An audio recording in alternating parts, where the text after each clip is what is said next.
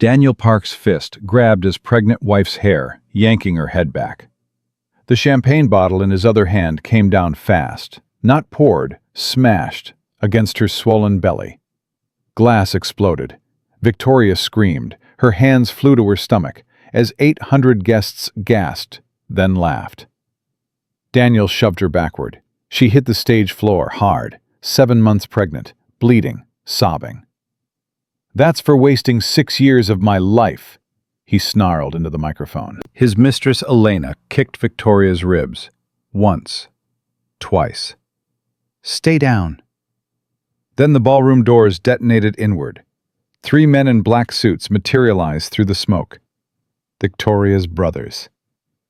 Daniel had 30 seconds to live. Where are you watching from? Drop your city. Subscribe. This gets bloody.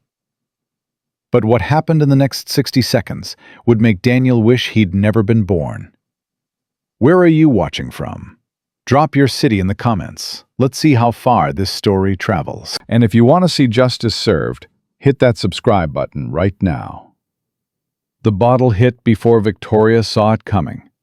Glass exploded across her face, her chest, her swollen belly. Champagne soaked through the $4,000 gown she'd spent 3 weeks choosing.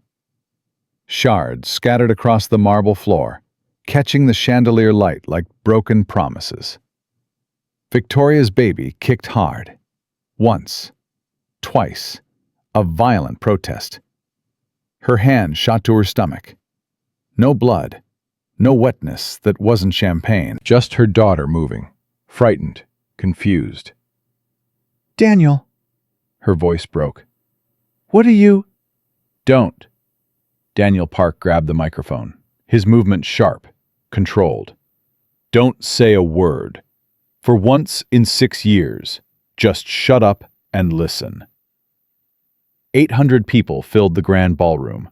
Phones rose, recording. The string quartet stopped mid-note.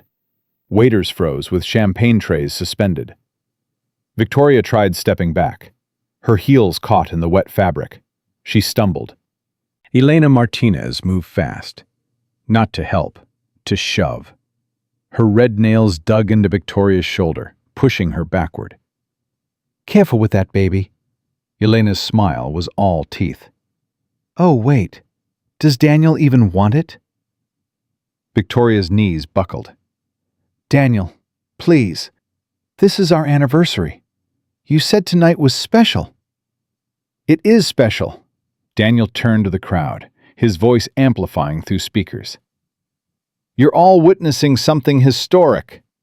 The end of the biggest mistake I ever made." Laughter rippled through the first 3 tables, scattered, uncomfortable, but laughter. "Mistake?" Victoria's hands pressed harder against her belly. "Daniel, I'm your wife. We're having a baby. You can't what?" Daniel's eyebrows rose. "Can't tell the truth?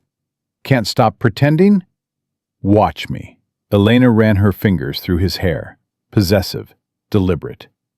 "Should I tell her, baby? Or do you want to?" "I'll do it." Daniel's smile widened. "Victoria, do you remember how we met? Northwestern campus. That coffee shop where I worked 3 jobs. I recited Byron to you between shifts.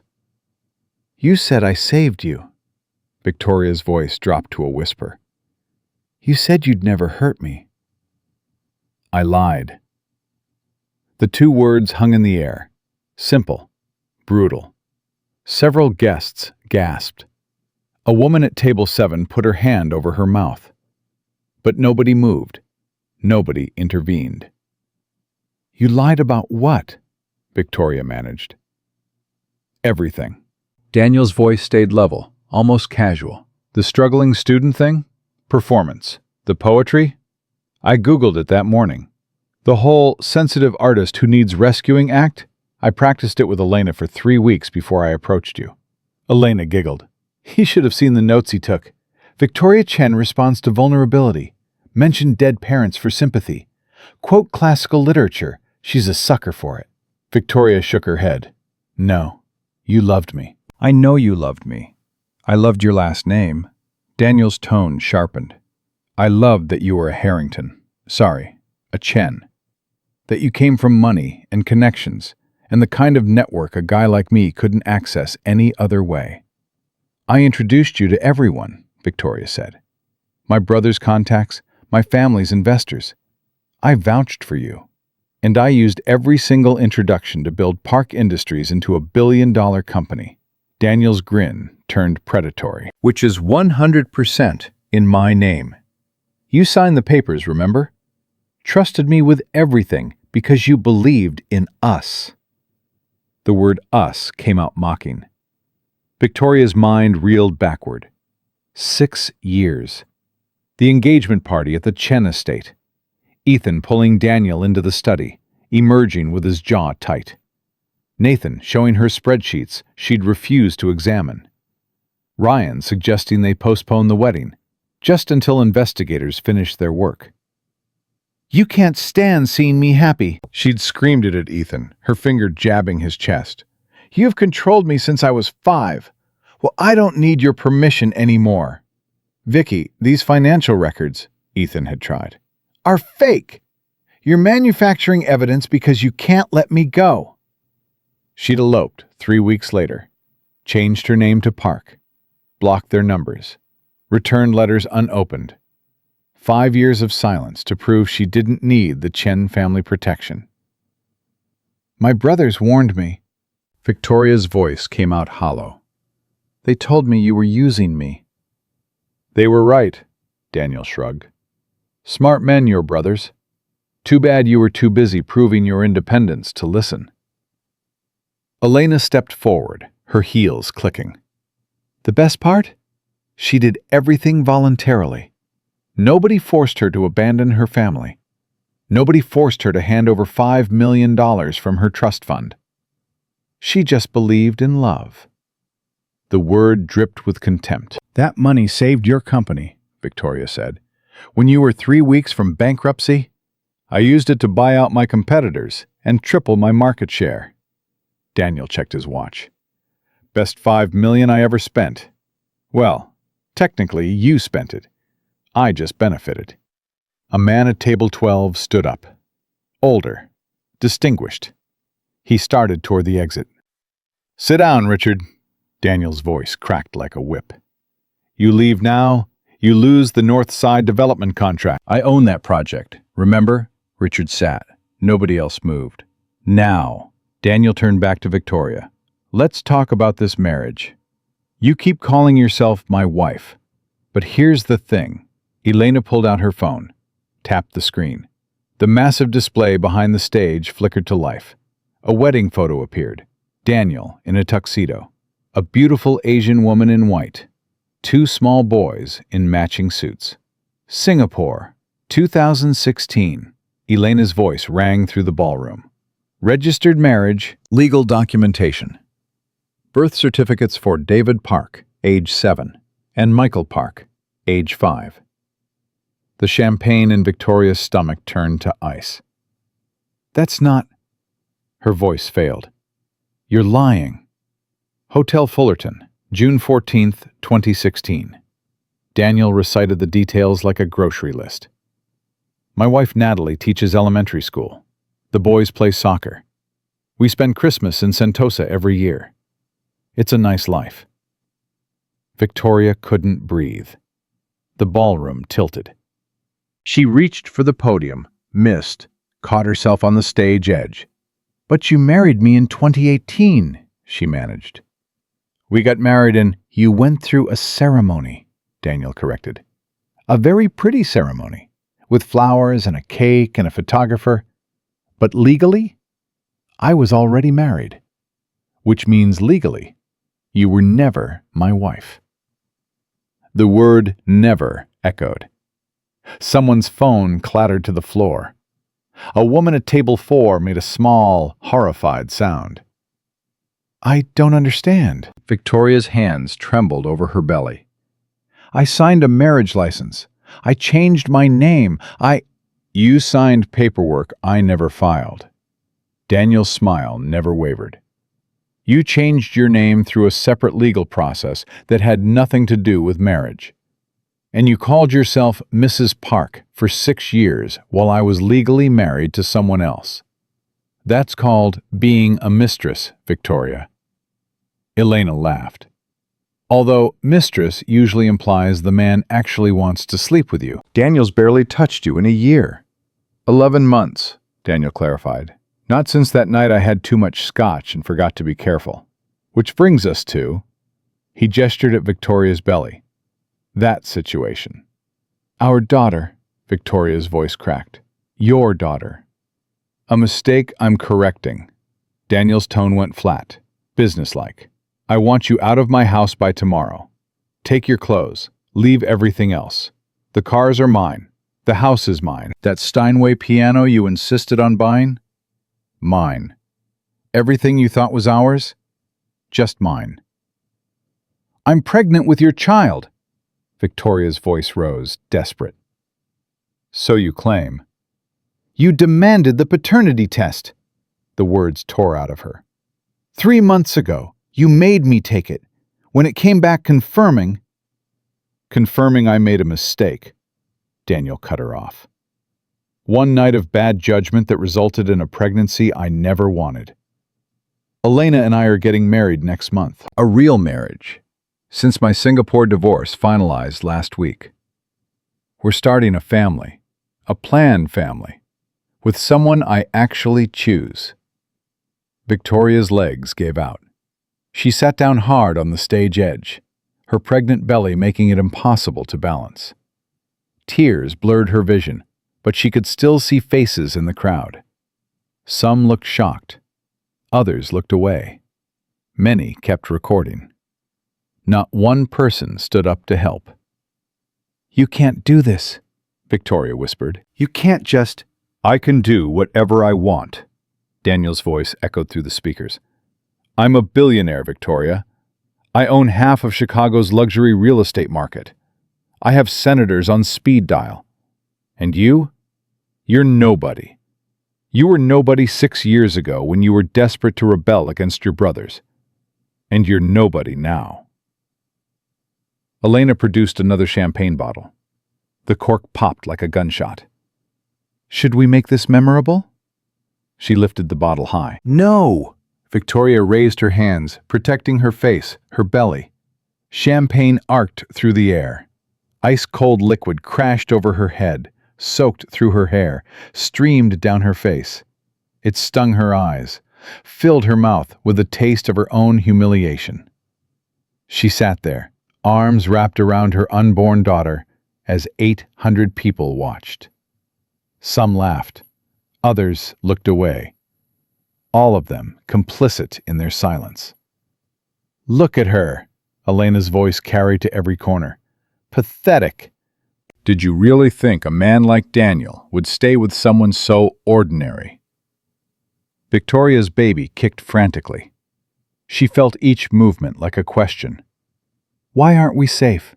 Why did you let this happen?" "I'm sorry," Victoria whispered to her belly. "I'm so sorry." "Sorry doesn't pay bills." Daniel stepped closer, towering over her. "Sorry doesn't build empires. Sorry is what weak people say when they realize they've lost." Victoria looked up at him. This man she'd loved for 6 years. This man she'd defended against her brother's warnings. This man whose child moved inside her right now. "I loved you," she said quietly. "You loved what I pretended to be." Daniel's expression didn't change. "That's not my problem. That's yours." He turned back to the microphone. "Everyone, I appreciate you coming tonight. This was meant to be an anniversary celebration, but as you can see, we're celebrating something better. Freedom. The end of a chapter. The beginning of something real with someone who actually matters." He pulled Elena close, kissed her. Long, deliberate, while Victoria sat soaking wet at their feet. The applause started slowly, table by table, hesitant at first, then louder. Some people were clapping for the show, others because they didn't know what else to do. A few because Daniel Park controlled their business deals and they couldn't afford to offend him. Victoria tried to stand. Her wet gown tangled around her legs. She slipped, caught herself, felt glass fragments cutting into her palm. "Need help?" Elena's voice dripped false concern. "Oh, wait. You don't have anyone to help you anymore, do you? No husband, no family, no friends who aren't terrified of Daniel." Victoria pushed herself upright. Her hand bled. Her gown was ruined. Her hair dripped champagne onto the marble floor. But she stood. "I'll leave." Her voice barely carried. "I'll go. Just, please don't hurt my baby." "Your baby?" Daniel's laugh was cold. "Not mine. Yours. You wanted it. You keep it. But don't come looking for child support. Don't come looking for anything. You signed paperwork 6 years ago that waived all financial claims. You thought you were signing prenup agreements. You were actually signing away any legal right to my money." "That's fraud," someone said from the crowd.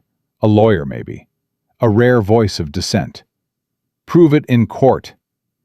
Daniel's smile widened. "Oh, wait, you can't afford a lawyer now that your trust fund is gone. Funny how that works." Victoria took one step toward the exit, then another. The crowd parted like she carried disease. Nobody met her eyes.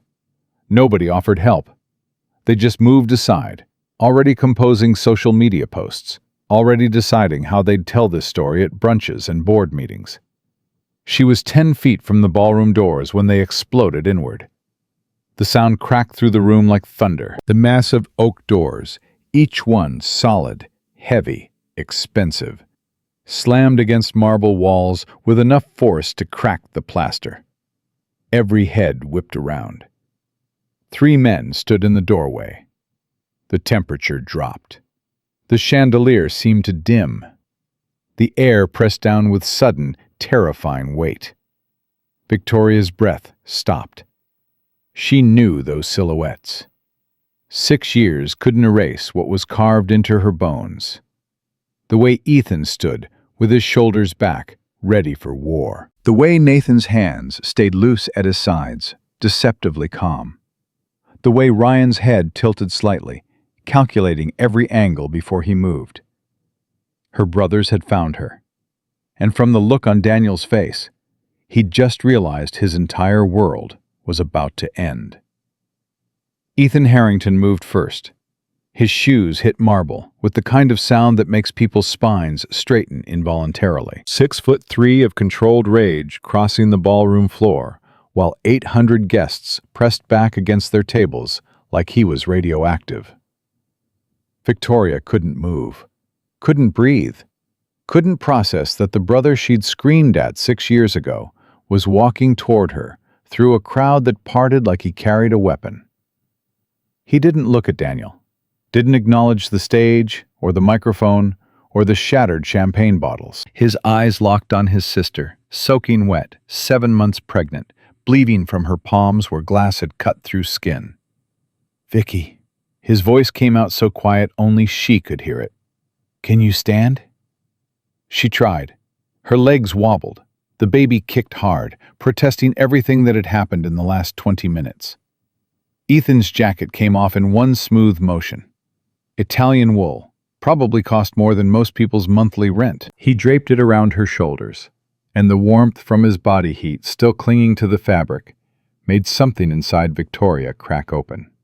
"I'm sorry," she whispered. "Ethan, I'm so—" "Later," he cut her off gently. "Right now, I need you to go with Nathan. He's going to take you outside. Dr. Morrison's waiting in the car." "But Daniel is about to learn what happens when you put your hands on a Harrington." Ethan's jaw tightened. "Go with Nathan, Vicky. Please." Nathan appeared at her other side. 35 years old, wireframe glasses, the brother who'd taught her calculus, and how to read financial statements, and how to tell when someone was lying about their numbers. His hand was gentle on her elbow, but his eyes were fixed on Daniel, with the kind of cold focus that meant someone was about to lose everything they owned. "Come on, Bella," Nathan said. using the nickname from childhood. Let's get you checked out. I can't just leave. Victoria looked back at the stage where Daniel stood frozen, his earlier confidence evaporating as he finally recognized who just walked into his celebration. You can, Ryan's voice came from behind her. The youngest brother, at 32, the one who'd once punched a kid at her middle school for making her cry. We've got this. We've always had this. Victoria let Nathan guide her toward the exit. Each step felt like walking through water. Her dress dripped champagne onto the marble. Blood from her cut palms left tiny red dots. Guests pulled back as she passed, their earlier laughter replaced with something that looked like fear. Is that? Someone whispered. The Harrington brothers, another voice answered. Oh my God, Daniel Park is dead. Not literally, a third person murmured. But financially? Socially? Yeah, he's finished. Victoria reached the ballroom doors. Turned back one more time. Ethan stood at the base of the stage now, looking up at Daniel with an expression that made the temperature in the room drop 10 degrees. Ryan had moved to the other side, blocking any exit, and Nathan was walking back toward them after depositing Victoria with 2 security guards who looked like they'd been ordered to protect her with their lives. Who the hell are you? Daniel tried for authoritative and landed somewhere around nervous. This is a private event. Security. The 4 security guards stationed around the ballroom didn't move. Security's not coming. Ryan's voice carried across the space, calm as someone ordering coffee. See, as of about 10 minutes ago, I own this hotel. Bought it through a shell company while you were busy assaulting your pregnant wife. Everyone here works for me now, including your security team. Daniel's face went white. That's impossible. You can't just buy... The Chicago Pinnacle Hotel? Ryan pulled out his phone, tapped the screen. Purchase price, $47 million. Wired transfer completed at 8:47 p.m. You want to see the receipt? Several guests had their phones out, recording everything. The live stream counters were climbing. 10,000 viewers, 20,000, 50,000. I'll sue you, Daniel said. You'll what?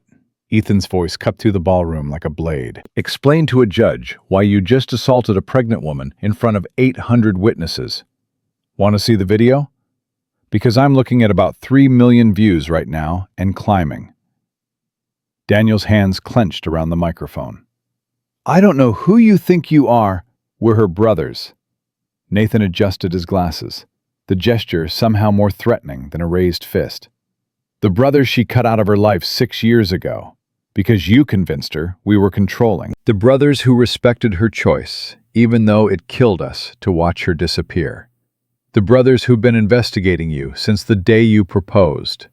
Investigating? Daniel's laugh came out shaky. I haven't done anything. You've done everything. Ethan pulled out his own phone. Nathan, show him the Morgan Stanley files. Nathan tapped his phone. The massive screen behind the stage flickered, replacing Daniel's wedding photo with spreadsheets, numbers in red. Offshore account transfers. Bank statements from the Cayman Islands. Park Industries financial records, 2019 through 2025.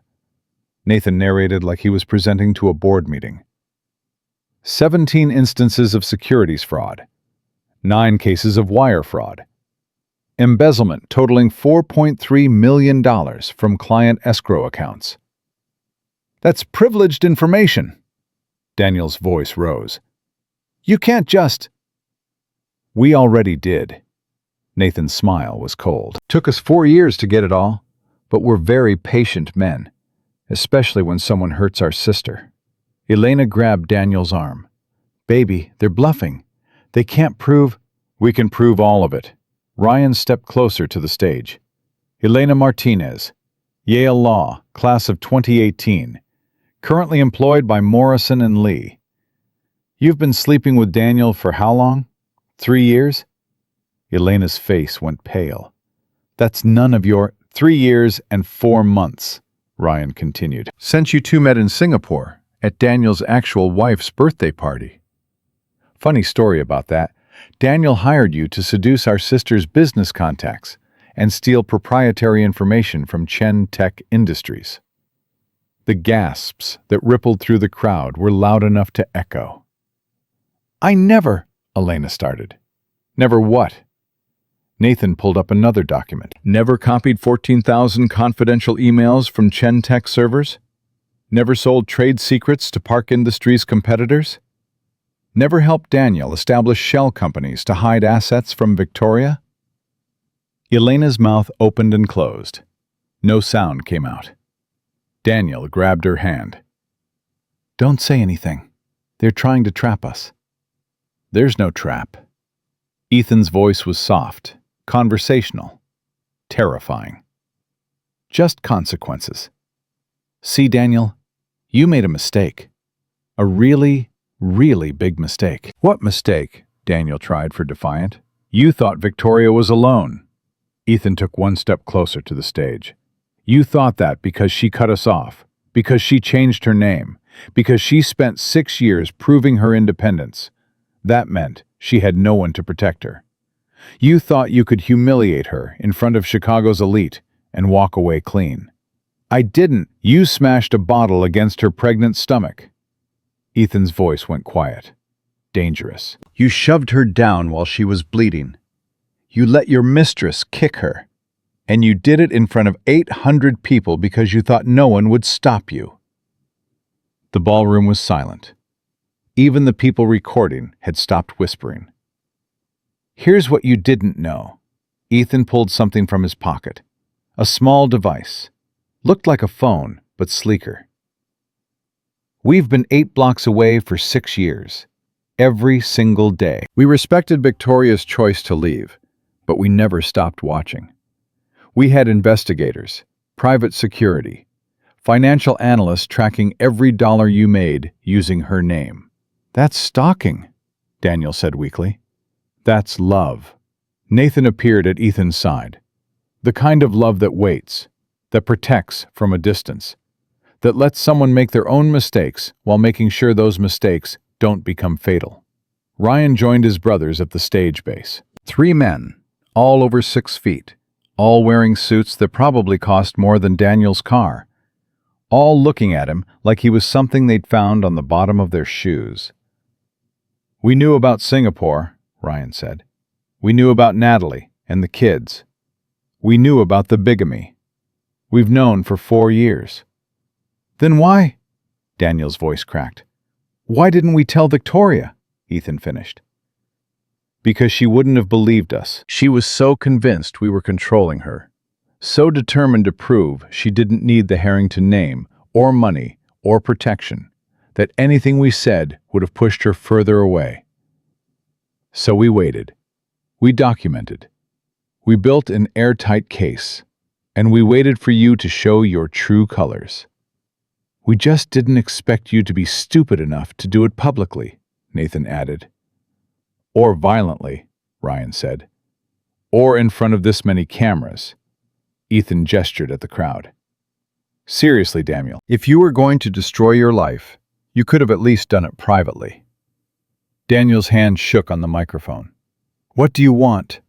Want? Ethan's eyebrows rose. We don't want anything from you, Daniel. We're here to take everything. Starting with Park Industries. Nathan tapped his phone again. The screen changed. Stock prices. Real-time updates.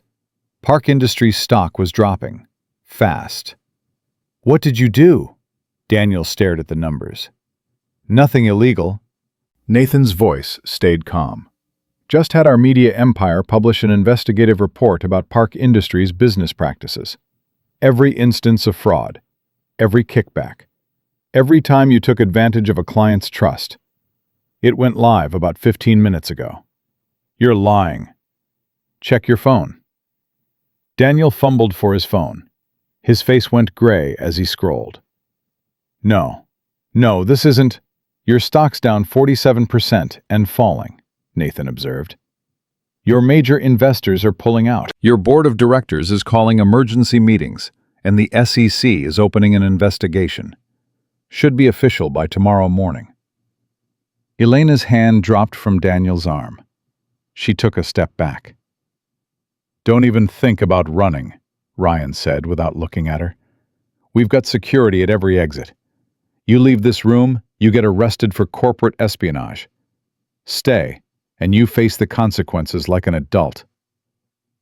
You can't do this. Daniel's voice rose to something close to panic. I have rights. I have lawyers. Had lawyers, Ethan corrected. Your entire legal team quit about 10 minutes ago. Turns out they don't like representing criminals, especially criminals who are about to lose everything in civil court. Civil court?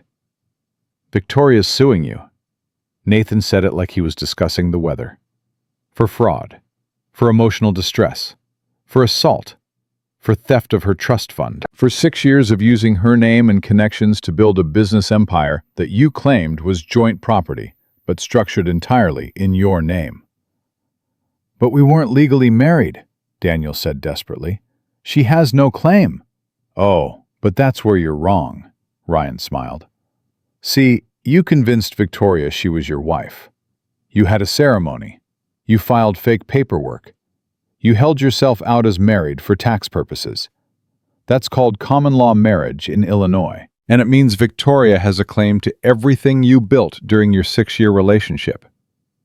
Plus damages for fraud, Nathan added. Plus criminal charges for bigamy, Ethan continued. Plus, and this is my personal favorite, Ryan's smile widened, punitive damages for assault of a pregnant woman. Juries love pregnant women, Daniel, especially when there's video of their husbands smashing bottles against their bellies. Daniel's legs gave out. He sat down hard on the stage edge, his expensive suit wrinkling. We're ruined, Elena whispered. Not quite yet. Nathan checked his phone. You've still got about 20 minutes before the FBI arrives. FBI? Daniel's head snapped up. Wire fraud is a federal crime. Nathan shrugged. So is securities fraud. So is tax evasion, which we also found evidence of. The FBI's been building a case for 6 months. We just gave them everything they needed to make it stick. Sirens wailed in the distance, faint but growing louder. The 800 guests started moving, slowly at first, then faster. Chairs scraped. Women grabbed their purses. Men pulled out phones to call lawyers, drivers, anyone who could get them away from this disaster before they got associated with it. Nobody leaves. Ethan's voice cut through the sudden noise. Everyone sits down, now. The crowd froze. You're not prisoners, Ethan continued, but you are witnesses. Every single person in this room watched a man assault his pregnant wife. You laughed. You recorded it. Some of you cheered. And now you're going to stay here and explain to federal agents exactly what you saw.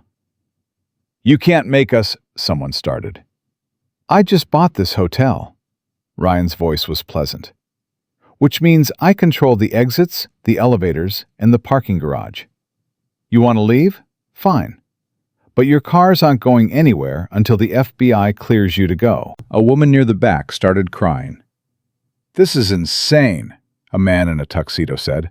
We're not responsible for... You're responsible for your silence. Ethan's gaze swept the room. You watched a crime happen. You did nothing. Some of you found it entertaining. That's called being an accessory. That's called complicity. And when this goes to trial, and it will go to trial, every single one of you will be called to testify about what you saw and what you did about it. The crying woman got louder. Daniel stood up on shaky legs. I want to make a deal. A deal? Ethan's laugh was sharp. You think you have anything we want? I'll give Victoria everything. The house, the cars, the business, everything. Just call off the FBI. We can't call off the FBI, Nathan said. They're federal agents, not our employees. Then tell them I'm cooperating. Tell them I'll testify against—" Daniel looked at Elena, desperate. "Against me?" Elena's voice went shrill. "You're going to throw me under the bus?" "You were the one who suggested faking the marriage paperwork." Daniel's voice rose. "You were the one who said we could get away with it." "I was following your plan," Elena shot back. "Oh, this is beautiful." Ryan pulled out his phone, started recording. "Please, continue. The FBI loves it when criminals turn on each other." Daniel grabbed Elena's arm. "You said you loved me. You said we were partners." "I loved your money." Elena jerked free. "I loved the lifestyle. I never loved you, you idiot. You were a mark. A rich mark with a stupid wife who'd believe anything." The crowd gasped. "You used me?" Daniel's voice cracked. "Everyone uses everyone." Elena's laugh was bitter. "That's how the world works. You used Victoria, I used you, and now we're both screwed because you couldn't keep your hands to yourself for one more month." "One more month?" Nathan's attention sharpened. "Until what?" Elena's mouth snapped shut. "Until what, Elena?" Ethan repeated. Silence. Ryan tapped his phone. "Or I can just have the FBI add obstruction of justice to your charges." "The offshore accounts," Elena said quickly. "We were going to clean out everything and disappear. Next month. Daniel's divorce from Natalie would be final, my bar exam results would be official, and we were going to take everything Victoria had left and vanish to Costa Rica." Victoria's voice came from the doorway. "I'm still here." Every head turned. She stood there wrapped in Ethan's jacket, her hands bandaged now, her face cleaned of champagne, but still showing tear tracks. Dr. Morrison stood behind her, one hand on her shoulder. "I told you to stay in the car," Ethan said, but his voice was gentle. "I needed to hear this." Victoria took one step into the ballroom. "I needed to hear him say it, that none of it was real, that I was just a mark." Daniel couldn't meet her eyes. 6 years. Victoria's voice was steady, stronger than it had been all night. "I gave you 6 years. I gave you my family, my money, my trust. I gave you everything I had, Daniel. And you were planning to steal what was left and disappear?" "Victoria," Daniel tried. "Don't." She held up one bandaged hand. "Don't apologize. Don't explain. Don't pretend you suddenly care. Just tell me one thing. Was any of it real? Even one moment?" Daniel looked at her, then at Elena, then at the 3 brothers who stood between him and any escape. "No," he said finally. "None of it was real." Victoria nodded slowly. "Okay. Thank you for your honesty." She turned to her brothers. "I'm ready to go now." "We're not done here," Ethan said. "Yes, we are." Victoria's voice was firm. "You've exposed him. You've ruined him. You've made sure he'll face consequences. That's enough. I don't need to watch him break down. I just need to go home." "Home?" Ethan's voice softened. "If you'll still have me." Victoria looked at her oldest brother, tears filling her eyes. "If you can forgive me for—" Ethan crossed the distance between them in 3 strides and pulled her into a hug, careful of her pregnant belly. "There's nothing to forgive, Vicky. You're my sister. You're always my sister. And you're always coming home." Nathan and Ryan joined the hug, the 4 of them standing in the doorway, while 800 guests watched, and Daniel Park's world continued to crumble behind them. The sirens were right outside now. "FBI's here," Ryan said quietly. "Let them in," Ethan ordered. The ballroom doors opened. 6 federal agents in dark suits entered, badges out, expressions grim. "Daniel Park," the lead agent called. Daniel raised one shaking hand. "You're under arrest for wire fraud, securities fraud, bigamy, and assault. You have the right to remain silent." The words faded as the Harrington brothers guided Victoria toward the exit, toward their cars, toward the life she'd walked away from 6 years ago and was finally coming back to. Behind them, Elena was being handcuffed. Daniel was being read his rights. 800 guests were being corralled for statements. And Victoria Chen was going home. The Koenigsegg's leather seats were butter soft and too comfortable. Victoria sat in the back with Nathan, while Ethan drove and Ryan handled phone calls in the passenger seat. Dr. Morrison had insisted on following in her own car, worried about the baby after everything that had happened. Victoria's hands rested on her belly. The baby was moving. Strong kicks. Angry kicks, maybe. Or scared kicks. Victoria didn't know how to tell the difference anymore. "She's okay," Nathan said quietly. "Doctor." Morrison checked her heartbeat. Strong and steady. "I let him hurt her." Victoria's voice came out flat. "I stood there while he smashed that bottle. And I let him hurt my baby." "You protected her." Nathan's hand covered hers gently. "Your arms went to your stomach instantly. You took the impact. That's what mothers do. Mothers don't put their babies in danger in the first place." Victoria stared out the window at Chicago lights blurring past. Mothers don't marry psychopaths and cut off their families and spend 6 years being too stupid to see the truth. "Stop," Ethan's voice from the front seat. "That word doesn't come out of your mouth again." "What word?" "Stupid. You're not stupid. You're not naive. You're not any of the things Daniel made you feel tonight. You're a woman who fell in love with someone who lied about who he was. That's not a character flaw. That's being human." Victoria's throat tightened. "You warned me. All 3 of you warned me. And I screamed at you. I said, 'God, Ethan, the things I said to you at that engagement party.'" "Were said by someone who was scared," Ethan interrupted. "Someone who'd lost her parents at 5 years old and spent her whole life watching her big brothers sacrifice everything to raise her. Someone who needed to prove she could stand on her own." "I proved I couldn't." "You proved you're strong enough to survive 6 years with a man who was actively working to destroy you." Ryan ended his call, turned in his seat to face her. "You proved you're strong enough to stand up in front of 800 people who were laughing at you. You proved you're strong enough to come back to the family you thought you'd lost forever. That's not weakness, Vicky. That's courage." The car pulled through iron gates. Victoria recognized them. The Harrington estate, 40 acres in Lincoln Park. The house she'd grown up in after their parents died. The house she'd sworn she'd never return to. "I don't have anywhere else to go," she said quietly. "Daniel owned our apartment, everything in it. I don't even have clothes that aren't soaked in champagne." "We know." Nathan helped her out of the car. "We had people pack your things 3 hours ago.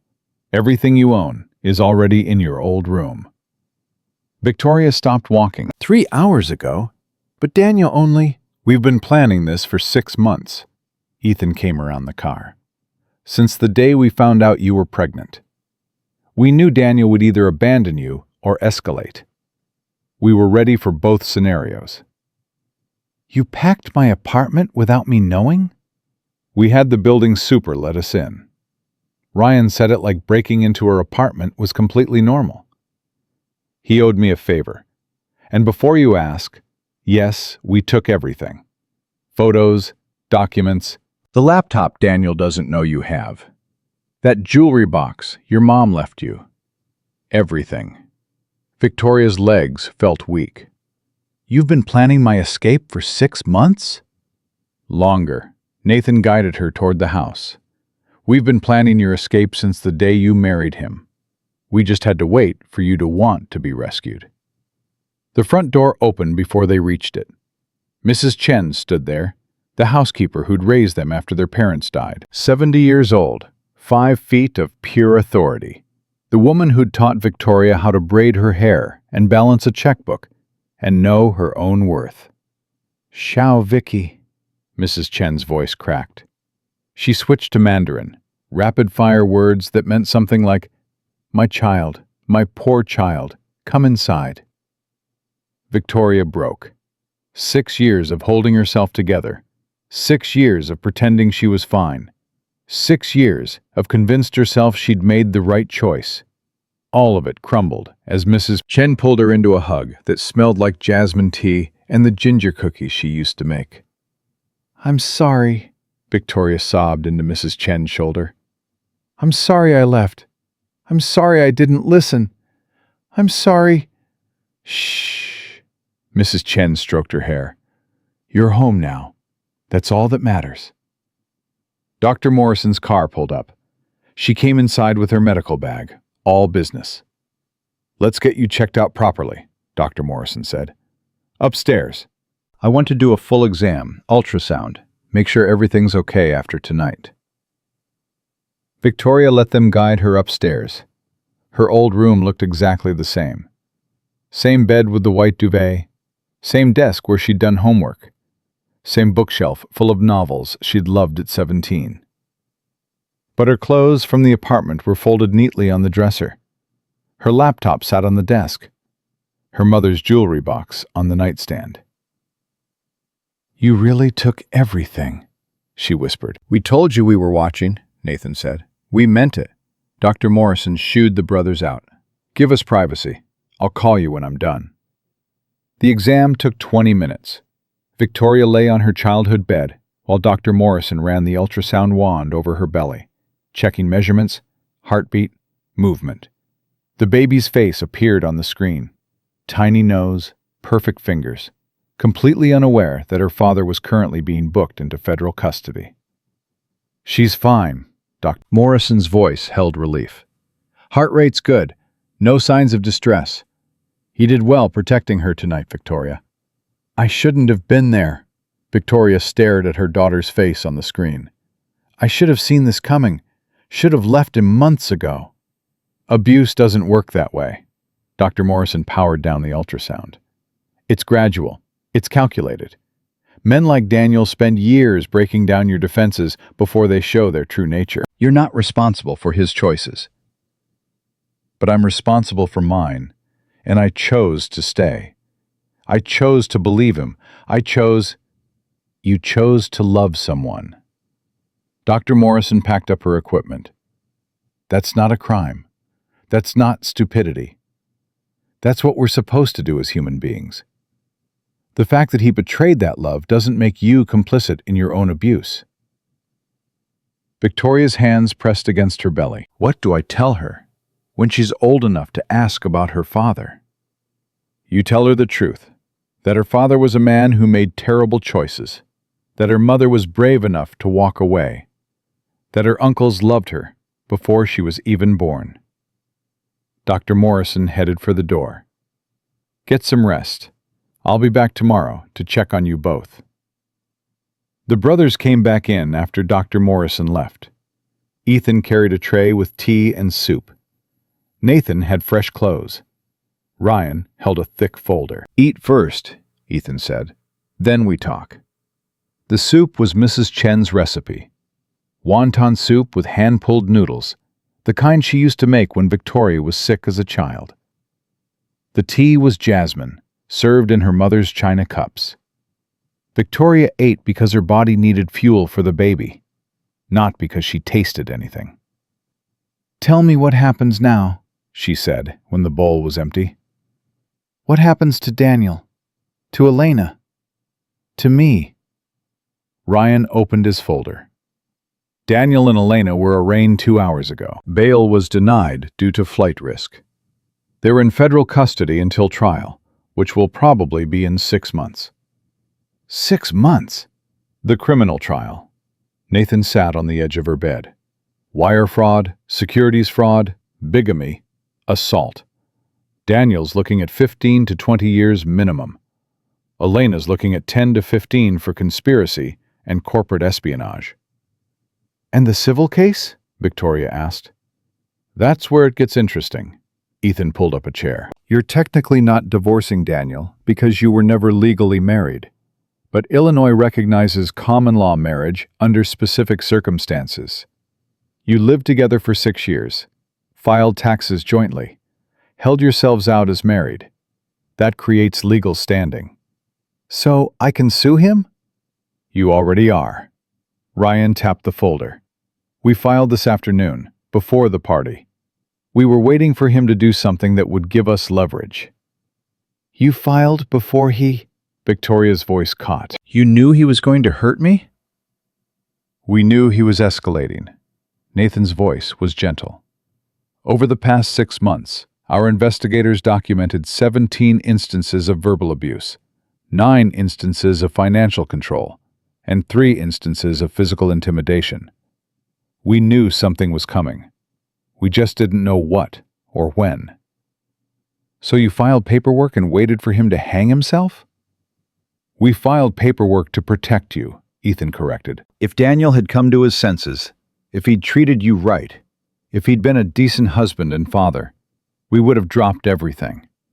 But we knew he wouldn't. Men like Daniel always escalate.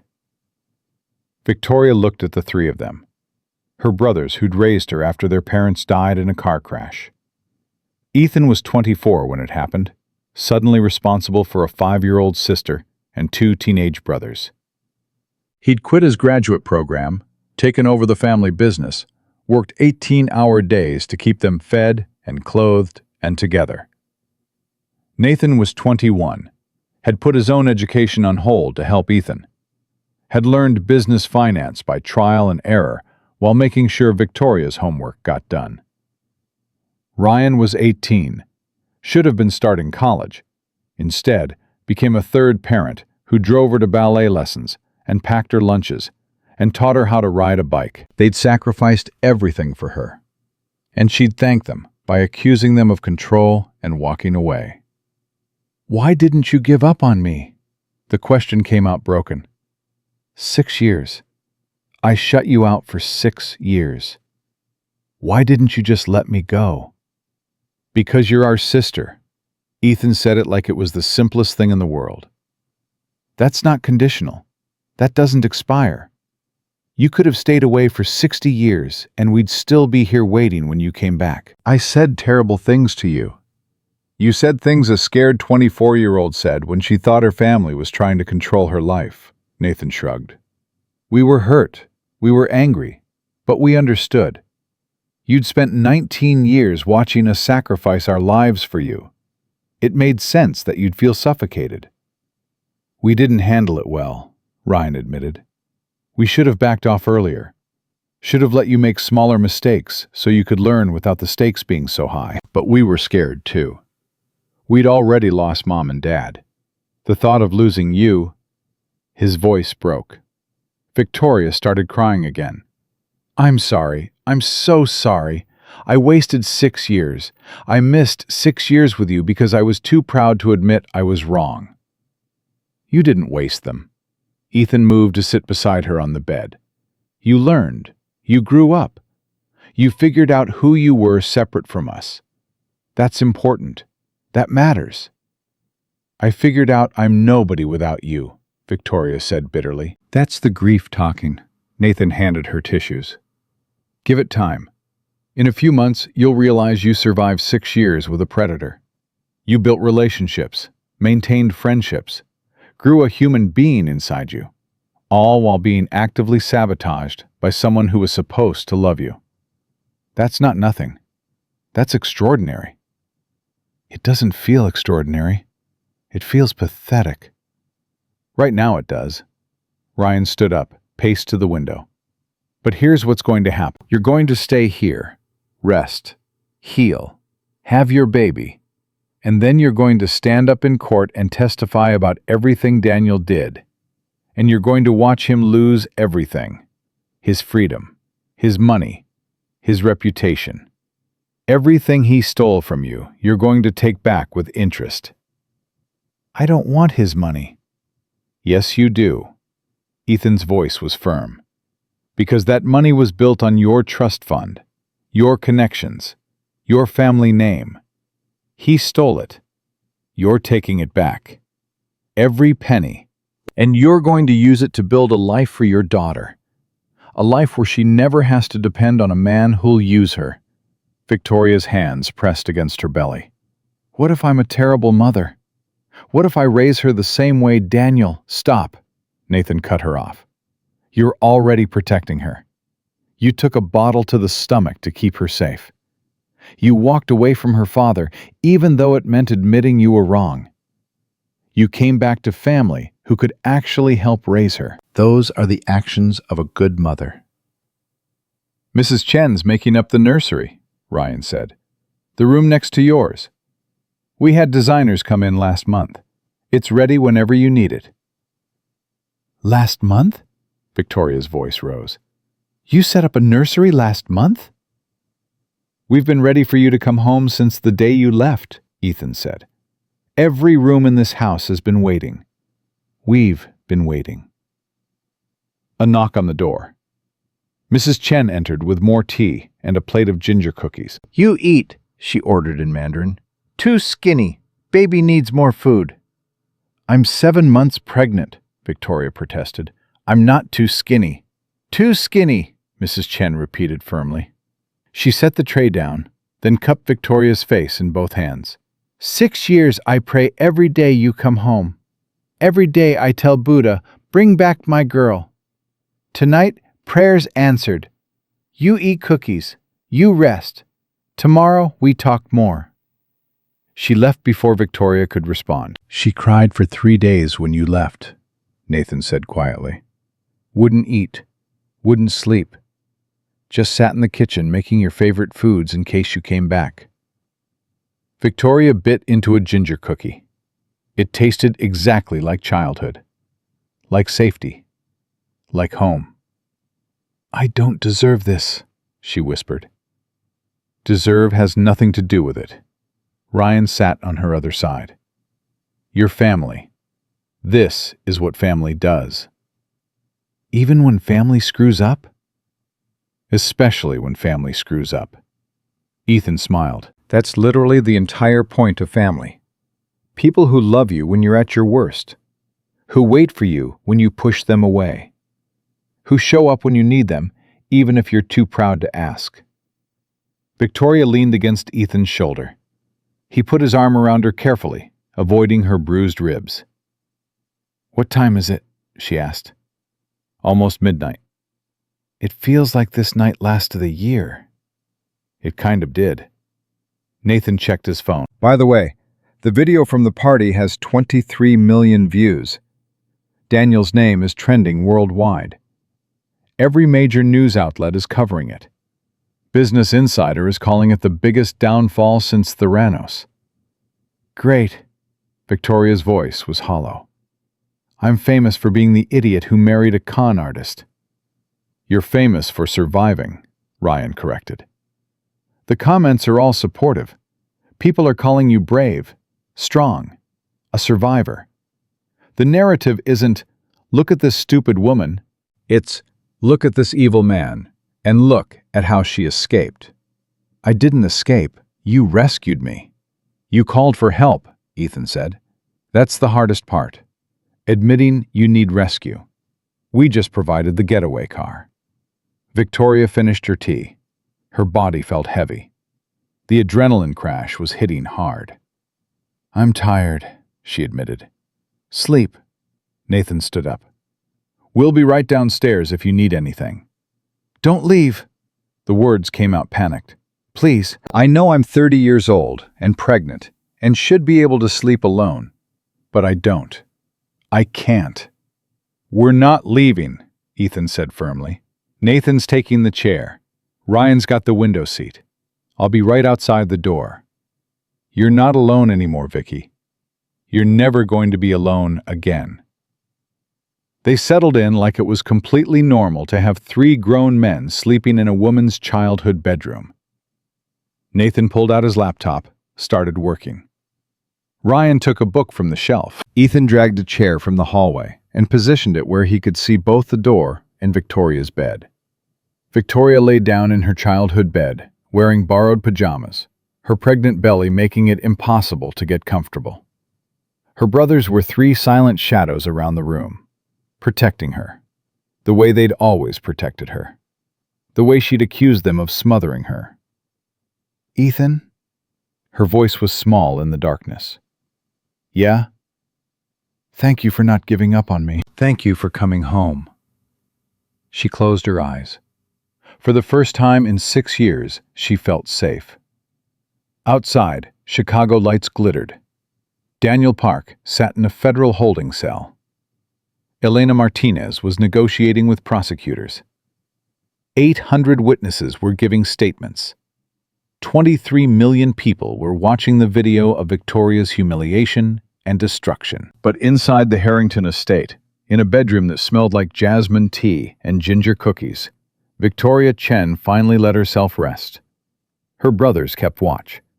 The baby kicked steadily, and the long night finally began to fade toward dawn. Victoria woke to sunlight and voices downstairs.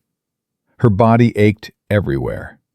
Ribs bruised from where Elena had kicked her. Palms bandaged from glass cuts. Back sore from sleeping awkwardly around her pregnant belly. The chair where Ethan had sat was empty. Nathan's laptop was gone. Ryan's book still sat on the windowsill, marking his spot. Her phone was on the nightstand. Not her phone, a new one. She picked it up. The lock screen showed a photo of her and her brothers from 15 years ago, before their parents died, before everything got complicated. A note was taped to the phone case. Ethan's handwriting. "New phone, new number. Only family has it. Your old phone is evidence now. Daniel can't contact you. Sleep as long as you need. We're downstairs. E." Victoria checked the time. 11 a.m. She'd slept for 11 hours straight. Her body needed to move. She stood carefully, testing her balance. The baby kicked, awake and active. Victoria put her hand on her belly. "Good morning to you too," she whispered. "Sorry about last night. That's not going to happen again, I promise." The baby kicked harder, like she was holding Victoria to that promise.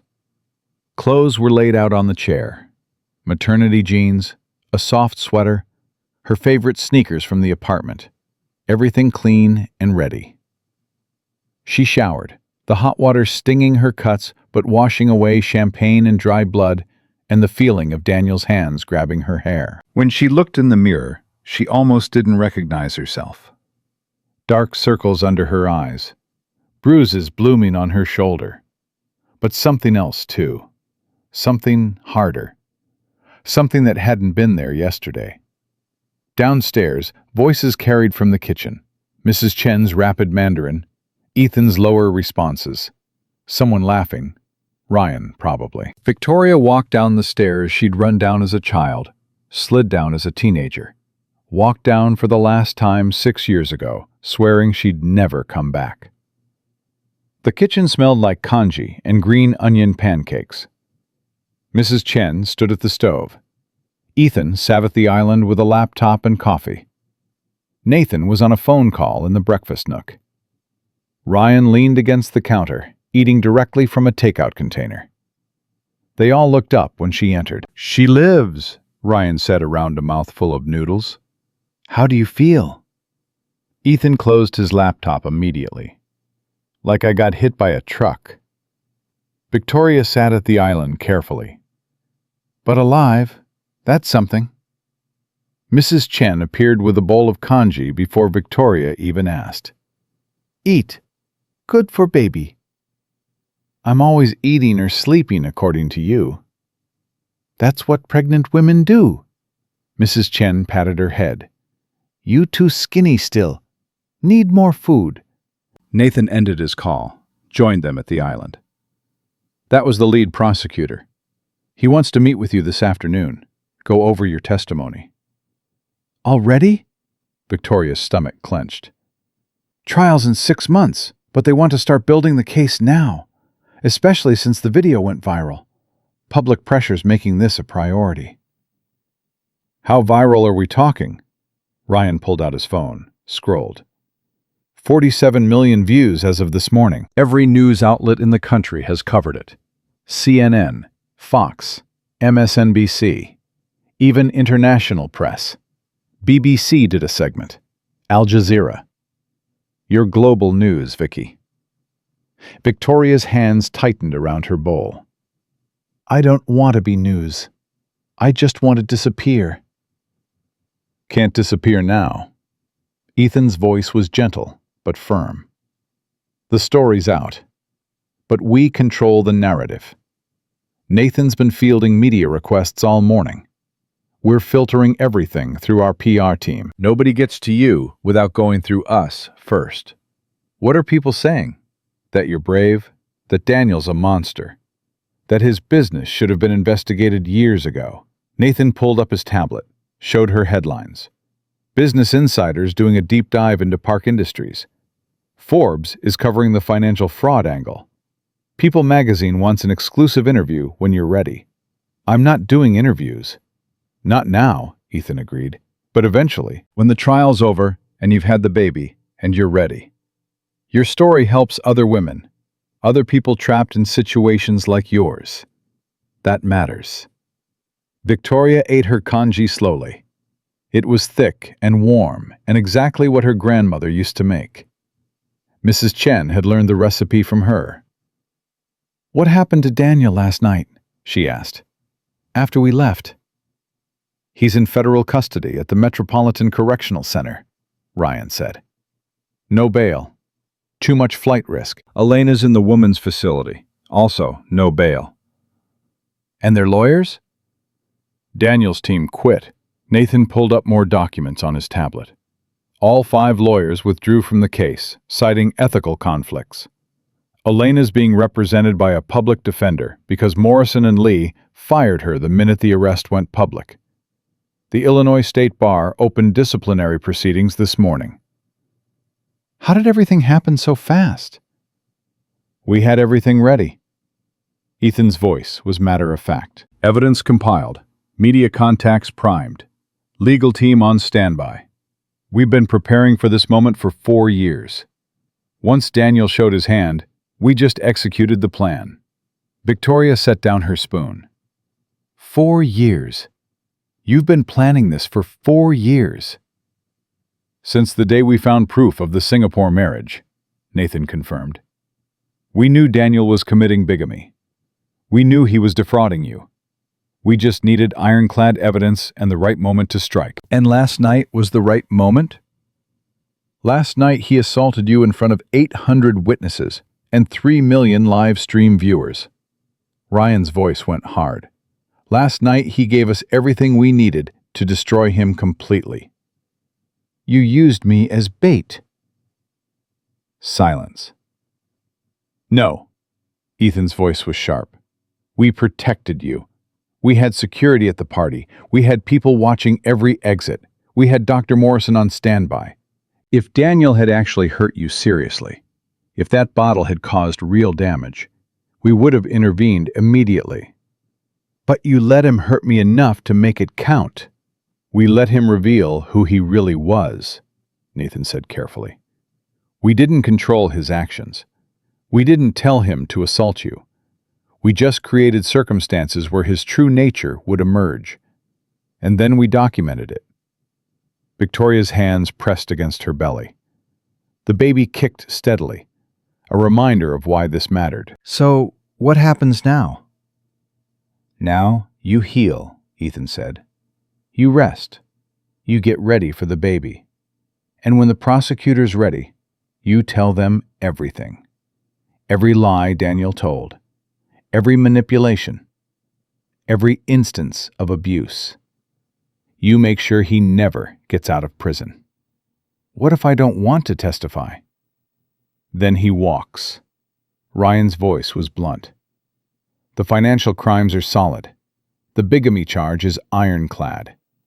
But the assault charge needs your testimony. Without it, his lawyers will argue the video was taken out of context, that it was an accident, that you're exaggerating for money. I don't want his money. Yes, you do. Nathan pulled up a spreadsheet. Park Industries is worth $1.2 billion. Daniel's personal assets are worth another $300 million. Half of that was built using your trust fund and family connections. Legally, you're entitled to at least 40% of everything. That's... Victoria did the math. That's almost $600 million. That's justice, Ethan said. That's what you're owed for 6 years of fraud, for 6 years of emotional abuse, for assault, for the damage done to you and your daughter. Our daughter doesn't need $600 million. Our daughter needs a mother who never has to depend on a man again. Ryan set down his takeout container. Our daughter needs resources, education, security, the ability to become whoever she wants without financial constraints. You're not taking this money for revenge, Vicky. You're taking it because it's yours and because it gives your daughter choices. Mrs. Chen appeared with more congee. You argue later. Eat now. Victoria ate. The baby kicked approval. Nathan's phone rang. He glanced at the screen, answered. This is Nathan Harrington. Pause. Yes, she's here. Longer pause. Absolutely not. No interviews, no statements. Any requests go through our legal team. He ended the call. That was TMZ. They're offering $500,000 for an exclusive. $500,000 to talk about the worst night of my life? Victoria's voice was hollow. They'll go higher. Everyone wants your story. But you're not giving it to them. Not yet. Not until you're ready. Will I ever be ready? Maybe. Maybe not.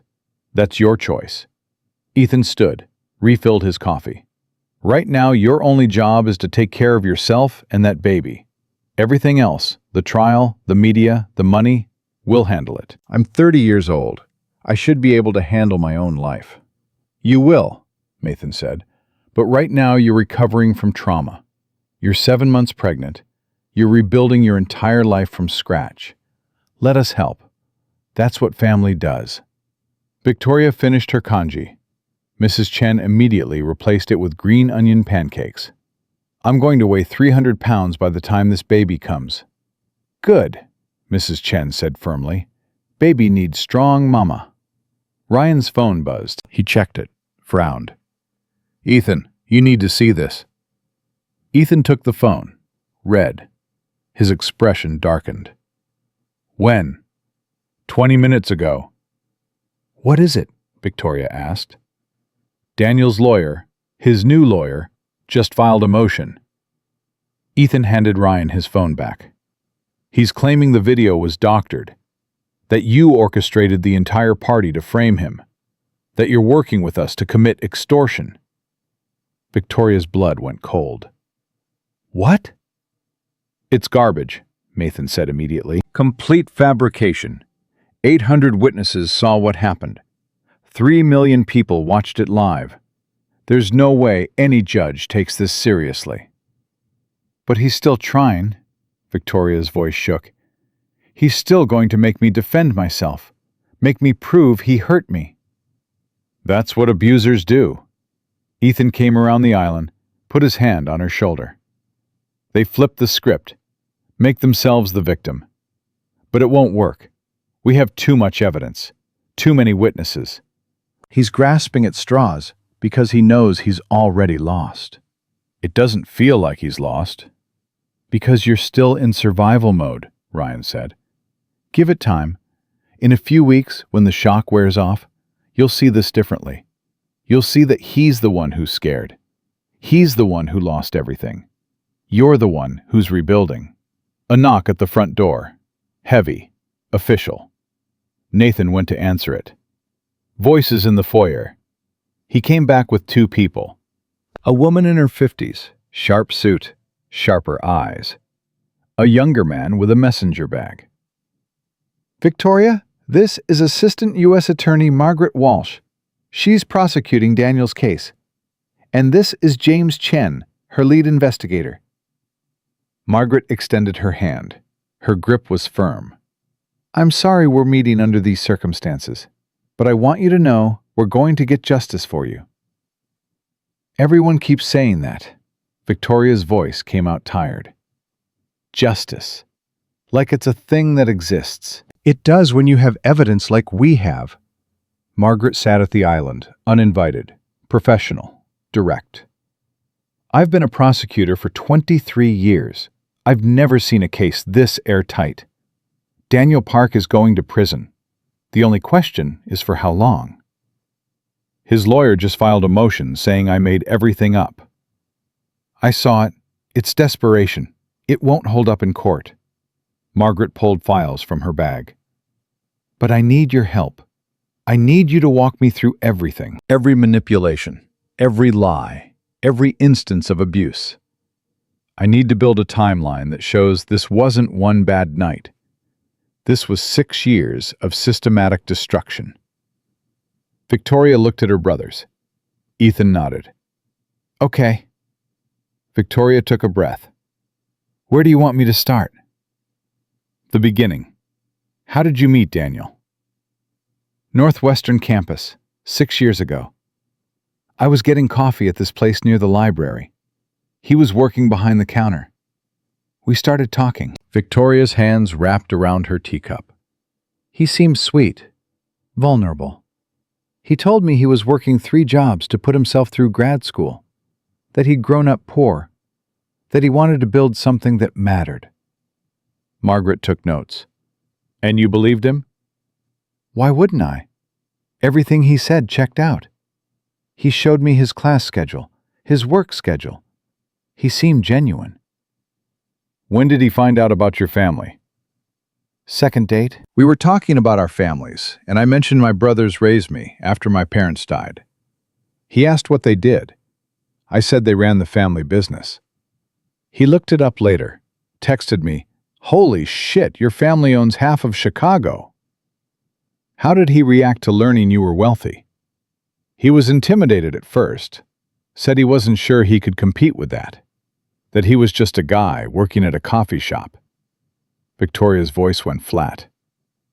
I told him money didn't matter to me, that I wanted someone who saw me for who I was, not what my family had. He said, "Then I'm your guy." Classic grooming technique. James spoke for the first time. Make the victim feel like they're choosing the relationship, like they're in control. I thought I was in control, Victoria said bitterly. I thought I was making my own decisions. Turns out he was playing me from day one. When did he propose? 8 months after we met, on the anniversary of our first date. He took me to the same coffee shop, got down on one knee in front of everyone. It felt romantic, she laughed, the sound empty. God, I was such an idiot. You were in love. Margaret's voice was firm. That's not being an idiot. That's being human. My brothers warned me. They did background checks, found financial irregularities, offshore accounts, suspicious business dealings. They begged me to wait, to investigate more. I accused them of trying to control my life. Did Daniel encourage that belief? Every day. He'd say things like, "Your brothers can't stand seeing you happy," and "They're trying to keep you dependent so you never leave." He made it seem like choosing him was choosing my own independence. So you eloped. 3 weeks after the engagement party where my brothers confronted him. We went to Vegas, got married at some chapel. Came back and I changed my name, moved into his apartment, cut off all contact with my family. Margaret wrote faster. And the trust fund? 6 months into the marriage, Daniel said his startup was about to fold, that he needed capital or he'd lose everything. I gave him $5 million. Victoria's hands clenched. He cried. He thanked me. He said I saved his life. It was all lies. Did he ever hit you before last night? No, he was smart. It was all psychological. He'd criticize my appearance, my intelligence, my worth. He'd say things like, "You're lucky I married you. No one else would put up with how needy you are." She swallowed hard. He'd forget my birthday, cancel plans at the last minute, spend weekends with business associates, and come home smelling like perfume. When I questioned him, he'd say I was paranoid, controlling, just like my brothers. Gaslighting, James said. Textbook narcissistic abuse pattern. When did you find out you were pregnant? 4 months ago. I was terrified to tell him. He'd always said he didn't want kids, but I thought... Her voice broke. I thought maybe a baby would change things, would make him remember why he loved me. How did he react? He demanded a paternity test, said he hadn't touched me in almost a year, so how could I be pregnant? I showed him my calendar, proved the timeline. He finally admitted it was possible. The test came back confirming he was the father. He didn't apologize for doubting me, just said, "Well, I guess we're having a kid." Margaret looked up from her notes. Did he ever threaten you? Not directly, but he'd say things like, "If you ever tried to leave me, you'd have nothing. No money, no family, no one." He'd remind me I gave up everything for him, that I burned bridges with my brothers, that I was completely alone except for him. You weren't alone. Ethan's voice was quiet. We were always watching. I know that now. Victoria wiped her eye. I wish I'd known it then. Margaret closed her notebook. This is good. This is exactly what I need. With your testimony and the video evidence and the financial records Nathan's team compiled, we have enough to put Daniel away for decades. What about Elena? She's trying to flip, offering to testify against Daniel in exchange for reduced charges. But we don't need her testimony. We have everything already. So she's looking at the full sentence. How long? 10 to 15 years for conspiracy to commit fraud, corporate espionage, and accessory to assault. Victoria felt the baby kick, strong and steady, a reminder of why this mattered. When's the trial? Preliminary hearings start in 3 weeks. Full trial in 6 months. You'll need to testify. Are you prepared for that? I don't know. I've never testified before. We'll prep you. Multiple sessions. We'll go over every question the defense might ask, every way they'll try to discredit you. You'll be ready. What if I break down on the stand? What if I can't handle it? Then you break down. Margaret's voice was matter-of-fact. Juries respond to authentic emotion. If you cry, you cry. If you get angry, you get angry. What matters is that you tell the truth. The truth is, I was stupid enough to believe him. The truth is, you were brave enough to leave him. Margaret stood, and brave enough to stand up in court and make sure he faces consequences. That's what matters. She left her card. James followed her out. Victoria sat at the island, her tea cold now, her hands shaking. I can't do this, she whispered. I can't stand up in court and relive everything. I can't let strangers judge my choices. I can't. You can, Nathan said. Because the alternative is letting him win. Letting him get away with destroying you. Letting your daughter grow up knowing her father was a criminal who faced no consequences. She'll grow up knowing her father's in prison. She'll grow up knowing her mother was strong enough to put him there, Ryan corrected. There's a difference. Mrs. Chen appeared with more food. You rest now. Too much talk. Baby need quiet. Victoria went back upstairs to her room, lay down on her childhood bed, put her hands on her belly, and felt her daughter moving. I'm going to be strong for you, she whispered. I'm going to stand up in that courtroom and make sure he can never hurt anyone else. I'm going to make sure you know what real strength looks like. The baby kicked once, hard, like she heard, like she understood. Victoria closed her eyes. 3 weeks until preliminary hearings, 6 months until trial, and 2 months until her daughter arrived.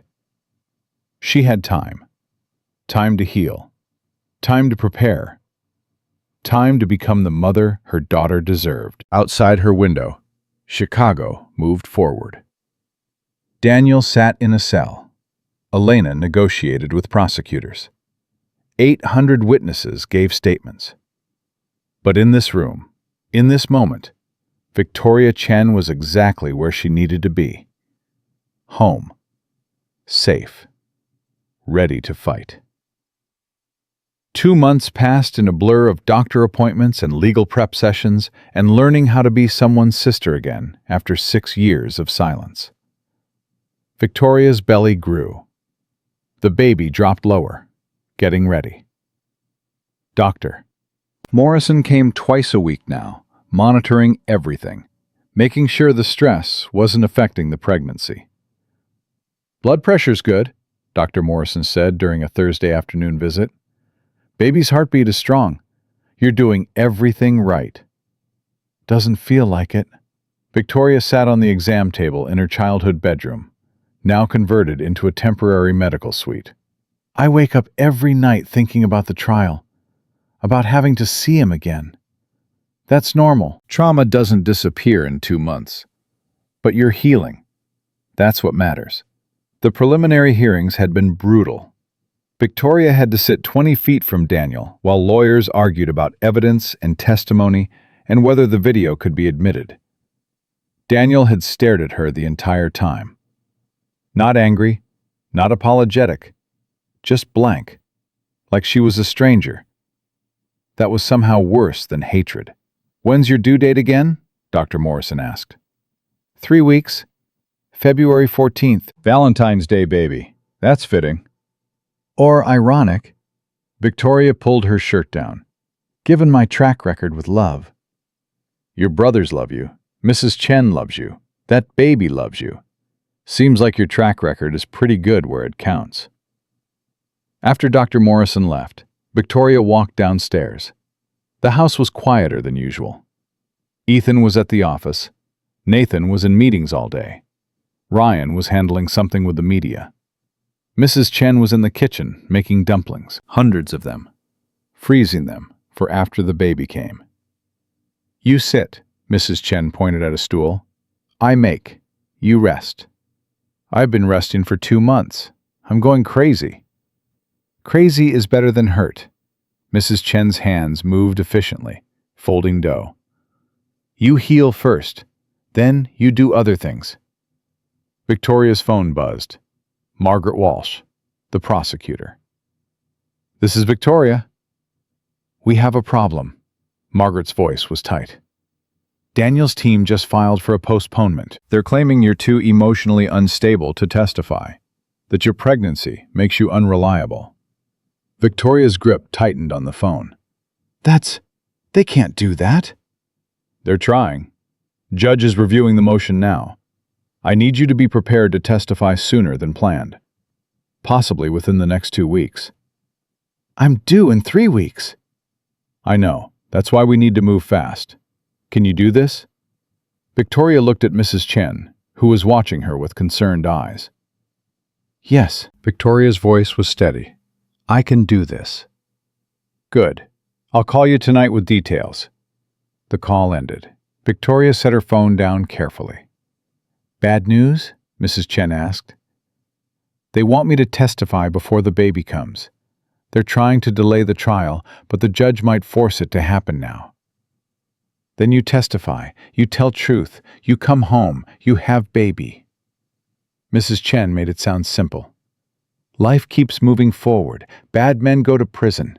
Good daughters come home. Babies get born. Everything in order. I'm scared. Being scared is smart. Being scared and doing it anyway? That's brave. Mrs. Chen finished another dumpling. You are brave, Xiao Vicky. You just forgot for 6 years. Now you remember. The front door opened. Voices in the foyer. All 3 brothers home early. Vicky? Ethan called. We need to talk. They gathered in the living room. Ethan had his lawyer face on. Nathan carried his tablet. Ryan looked angrier than she'd seen him in months. The judge denied the postponement, Ethan said without preamble. Trial starts Monday. You testify Tuesday. That's 4 days from now. I know. Margaret's team will be here tomorrow to prep you. We're doing a full run-through. Every question. every attack they might make. You need to be ready. What if I go into labor during testimony? Then Dr. Morrison's on standby at the courthouse. Nathan pulled up schedules on his tablet. We have a plan for everything, every contingency. You're not doing this alone. What about Daniel? What's he planning? Ryan's jaw clenched. His lawyer is going to try to paint you as the manipulator, claim you targeted him for his money, that you orchestrated the entire relationship to access his business contacts. That's insane. I had more money than he did. They'll say you wanted his specific connections, his tech industry contacts. They're going to flip the entire narrative. Let them try. Victoria stood up, her pregnant belly making it awkward, but she managed. I have 800 witnesses. I have video. I have 6 years of financial records showing he stole from me. What do they have? Doubt, Ethan said quietly. All they need is reasonable doubt. One juror who thinks maybe you're exaggerating. Maybe you're after money. Maybe Daniel's not as bad as the video makes him look. The video shows him smashing a bottle against my pregnant stomach, and his lawyer will argue it was an accident, that he was emotional, that you provoked him. Nathan set down his tablet. I'm not saying it'll work. I'm saying they're going to try everything. Victoria's hands pressed against her belly. The baby was quiet right now, resting, gathering strength for the fight ahead. Then I'll be ready. She looked at her 3 brothers.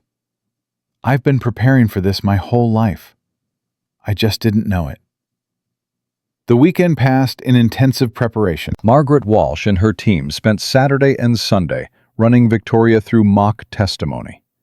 They asked every awful question, made every horrible insinuation, pushed her until she broke down crying, then taught her how to recover. The jury needs to see you're human, Margaret explained, after Victoria sobbed through a particularly brutal cross-examination practice. But they also need to see you're strong, that you survived, that you're here to tell the truth no matter how hard it is. What if I can't do both? You already are. Margaret handed her tissues. You're crying because what happened to you was traumatic. You're here anyway because you're brave. That's the story we need to tell. Sunday night, Victoria couldn't sleep. She lay in bed feeling the baby move, running through testimony in her head. Every answer, every response, every way Daniel's lawyer might try to break her. A soft knock on her door. You awake? Ethan's voice. Yeah. He came in, sat on the edge of her bed like he used to when she had nightmares as a kid. I'm terrified, Victoria admitted. I'm more scared of testifying than I was of anything Daniel did to me. That makes sense. Testifying means reliving it, means letting strangers judge you. That's harder than surviving it the first time. What if I mess up? What if I say the wrong thing? Then we correct it. That's what redirect examination is for. Margaret's good at her job. She'll guide you through it. What if the jury doesn't believe me? Ethan took her hand carefully. Then we appeal. We fight harder. We don't give up until justice happens. But Vicky, they're going to believe you. Because you're telling the truth. And truth has a way of being obvious. Daniel lied for 6 years and I believed him because you wanted to believe the best in someone you loved. That's not a weakness. That's humanity. The jury will understand that. Victoria squeezed his hand. Thank you for not giving up on me. Thank you for coming home. Monday morning arrived too fast. Victoria dressed in a simple navy dress, maternity cut, professional but not cold. Margaret had coached her on everything: appearance, body language, tone of voice. You look like a victim, Margaret had said, because you are. Don't try to be strong. Don't try to be tough. Just be honest. The courthouse was surrounded by media, cameras everywhere, reporters shouting questions. Victoria's brothers formed a protective wall around her, blocking the cameras, clearing a path. Inside, the courtroom was packed, every seat filled. sketch artists in the front row, since cameras weren't allowed. Daniel's family on one side, Victoria's brothers on the other. And Daniel himself, sitting at the defense table in an expensive suit, looking like the victim. Margaret squeezed Victoria's shoulder. "You've got this." The judge entered. Everyone stood. The trial began with opening statements. Margaret was fierce, laying out 6 years of systematic abuse and fraud. Daniel's lawyer was smooth, suggesting a bitter ex-lover seeking revenge. Then they called Victoria to the stand. The walk from her seat to the witness box felt like miles. Her legs shook, her hands trembled. But she made it. She sat down. She placed her hand on the Bible and swore to tell the truth. Margaret started gently. "Can you state your name for the record?" "Victoria Chen." "And how do you know the defendant?" "He was my—" She caught herself. "I thought he was my husband. We were together for 6 years." "Can you tell the jury how you met?" Victoria took a breath. Then she told them everything. The coffee shop, the poetry, the vulnerability that turned out to be performance, the way he'd studied her, learned her weaknesses, exploited her need to prove independence from her family. She told them about the trust fund, the fake marriage, the years of psychological abuse, the discovery of his real wife, the pregnancy, the party. When she got to the champagne bottle, her voice broke. "He grabbed my hair," she said, "yanked my head back. Then he brought the bottle down against my stomach. I was 7 months pregnant. I felt the glass explode, felt my baby kick in terror, and I thought—" Tears streamed down her face. "I thought he killed her. I thought he killed my daughter." Several jurors were crying. One woman in the back row had her hand over her mouth. "What happened next?" Margaret asked gently. "His mistress kicked me. While I was on the floor trying to protect my baby, she kicked my ribs, called me pathetic, and 800 people watched. Some laughed. Nobody helped." "What were you thinking in that moment?" "That I was alone. That I destroyed my life and my family for a man who never loved me. That I deserved everything that was happening because I'd been stupid enough to believe him." "Do you still think that?" Victoria looked at the jury, 12 strangers who would decide if her truth mattered. "No," her voice got stronger. "I was manipulated by someone who made lying his profession. That's not stupidity. That's survival. And I survived. I got out. I came home to people who actually love me.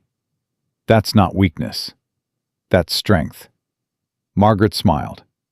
"No further questions." Daniel's lawyer stood up. "Harrison Webb, expensive suit, expensive haircut, expensive sneer." "Mrs. Park, Ms. Chen," Victoria corrected. "Excuse me?" "My name is Victoria Chen. I was never legally married to your client. He was committing bigamy." Webb's jaw tightened. "Ms. Chen, you testify that you gave the defendant $5 million. That's correct?" "Yes." "And you did so voluntarily?" "He told me his business would fail without it, that he'd lose everything." "I believed him." "But nobody forced you to write that check?" "Nobody put a gun to my head, if that's what you mean. But he spent 8 months convincing me he loved me, that we were partners, that my success was his success. That's a different kind of force." "So you're saying you were coerced?" "I'm saying I was lied to, systematically, for 6 years." Webb pulled out documents. "These are financial records showing that Park Industries paid you a salary of $150,000 annually for 6 years. That's nearly $1 million. Doesn't sound like theft to me." "I worked 80-hour weeks for that salary. I brought him clients. I opened doors using my family name. And he paid me less than his entry-level employees while building a billion-dollar company with my money and connections." "You seem very articulate for someone who claims to be a victim." Victoria's hands clenched. Margaret had warned her about this.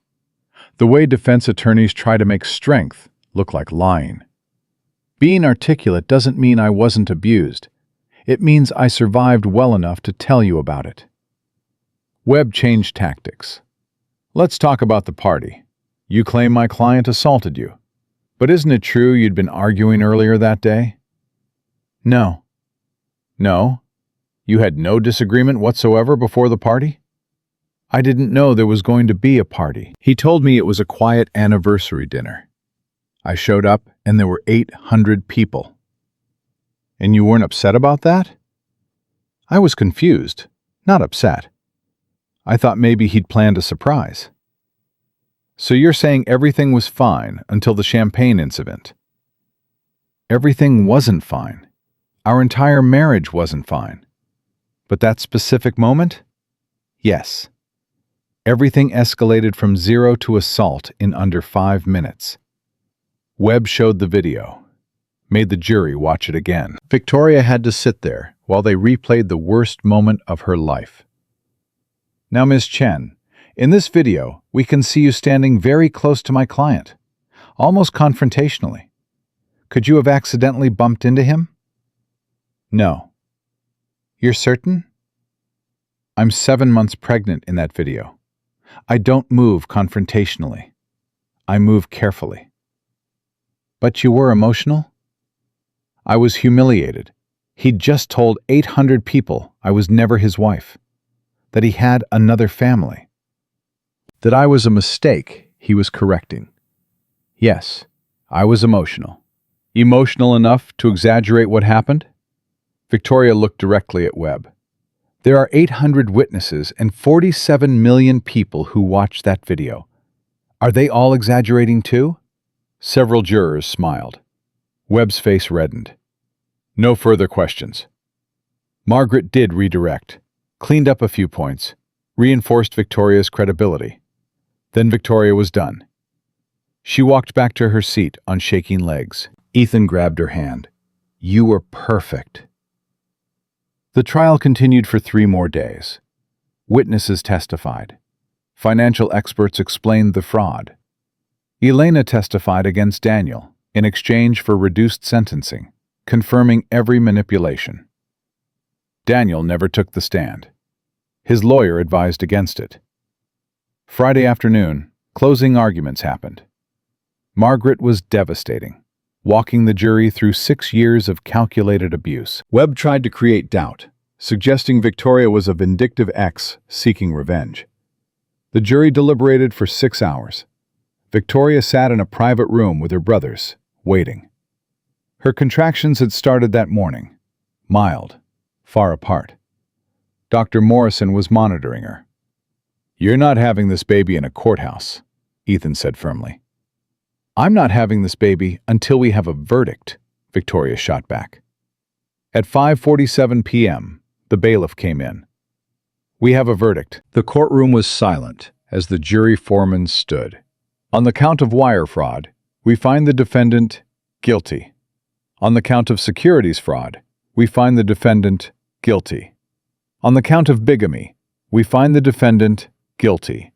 On the count of assault, we find the defendant guilty. Guilty on all counts. Daniel's face went white. His lawyer started arguing immediately about appeals. But the judge was already speaking. Mr. Park, you are remanded to custody pending sentencing. Sentencing will occur in 30 days. They led him away in handcuffs. He looked at Victoria once as they passed. She met his eyes with steady calm. She'd won. Outside the courthouse, media swarmed. But Margaret had prepared a statement. Short, direct. Ms. Chen is grateful for justice. She asks for privacy as she prepares to welcome her daughter. Thank you. They drove home in silence. Victoria's contractions were getting stronger, closer together.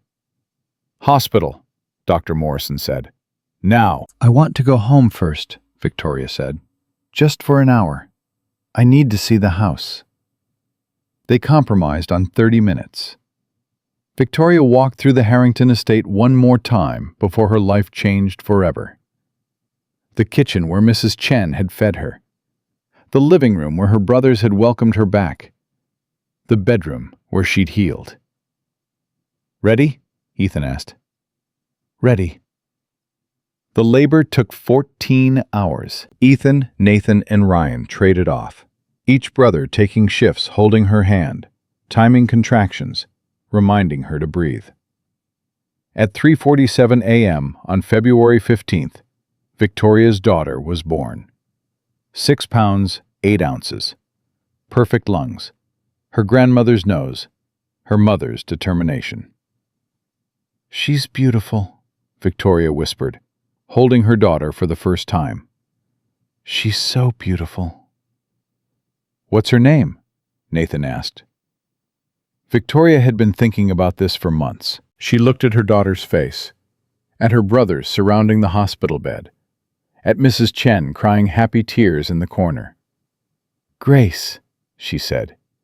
"Grace Elizabeth Chen. Because Grace is what brought me home, and Grace is what she'll always have." 3 weeks later, Daniel Park was sentenced to 22 years in federal prison. Elena Martinez got 12 years. The civil case awarded Victoria $743 million in damages and restitution. Victoria donated half of it to organizations supporting domestic abuse survivors. The rest went into a trust for Grace. She never went back to the apartment she'd shared with Daniel. Never looked at photos from their wedding. Never read the letters he sent from prison. She focused forward. Grace's first smile came at 6 weeks. Her first laugh at 3 months. Her first word at 10 months. "Mama." On Grace's first birthday, Victoria threw a party at the Harrington estate. Small. Intimate. Just family and the friends who'd stood by her. "Can you believe it's been a year?" Nathan asked, watching Grace destroy her cake. "Feels like a lifetime ago," Victoria said. "And also like yesterday." "Do you regret it?" Ryan asked. "The 6 years with him?" Victoria thought about it. Really thought. "No," she said finally. "Because those 6 years led me here. To Grace. To coming home. To understanding what real love looks like. Daniel taught me what to avoid. You 3 taught me what to fight for." Ethan raised his glass. To family. To second chances. To sisters who are brave enough to come home. To brothers who never stop waiting, Victoria added. They toasted. Grace clapped her cake-covered hands. Mrs. Chen cried happy tears again. And Victoria Chen, survivor of 6 years of systematic abuse, mother to a beautiful daughter, sister to 3 men who'd never given up on her, finally let herself believe she deserved this happiness. Because sometimes the greatest love isn't the romance that sweeps you off your feet.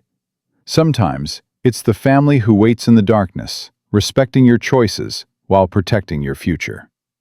Sometimes it's the love that lets you walk away and welcomes you home like you never left. Daniel Park sat in a federal prison cell. Elena Martinez served her sentence in Illinois. 800 witnesses learned what it meant to be complicit in cruelty. But Victoria Chen was free.